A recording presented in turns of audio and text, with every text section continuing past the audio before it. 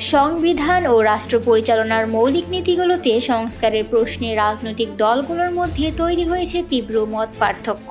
BNP ও জামায়াতে ইসলামী সহ বড় বড় রাজনৈতিক দলগুলো সংস্কারের প্রভাবে পাল্টাপাল্টি অবস্থান নিয়েছে।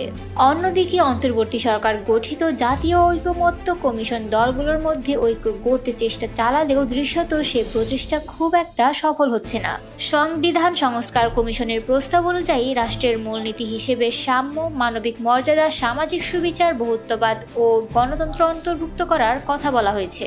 তবে বিএনপি এই প্রস্তাবে একমত নয়। তারা সংবিধানের পঞ্চদশ সংশোধনীর আগের অবস্থা এবং পঞ্চম সংশোধনীতে ফিরে যাওয়ার পক্ষে। এর মানে ধর্মনিরপেক্ষতা নয়, বরং সর্বশক্তিমান আল্লাহর ওপর পূর্ণ আস্থা ও বিশ্বাসের নীতি রাখতে চায় তারা। অবাক করার মতো বিষয় হলো, এক সময়ের জোটসঙ্গী জামায়াতে ইসলামীর অবস্থান এখন উল্টো। তারা সংস্কার কমিশনের অধিকাংশ প্রস্তাবেই একমত, শুধু বহুত্ববাদ শব্দটি নিয়ে আপত্তি জানিয়েছে। অন্যদিকে ছাত্র আন্দোলন থেকে গঠিত জাতীয় নাগরিক পার্টি এনসিপি সংবিধানের পুরো কাঠামো বদলে নতুন সংবিধান ও গণপরিষদ নির্বাচনের দাবি তুলেছে। রাষ্ট্রের নাম পরিবর্তন, জরুরি অবস্থা জারির ক্ষমতা, প্রধানমন্ত্রী ও দলীয় প্রধানের পদে একই ব্যক্তি থাকার প্রশ্নেও রয়েছে ভিন্ন ভিন্ন মত। এছাড়া সংবিধানের ৭০ অনুচ্ছেদ সংশোধনের প্রস্তাব নিয়েও রাজনৈতিক দলগুলোর মধ্যে স্পষ্ট মতবিরোধ রয়ে গেছে।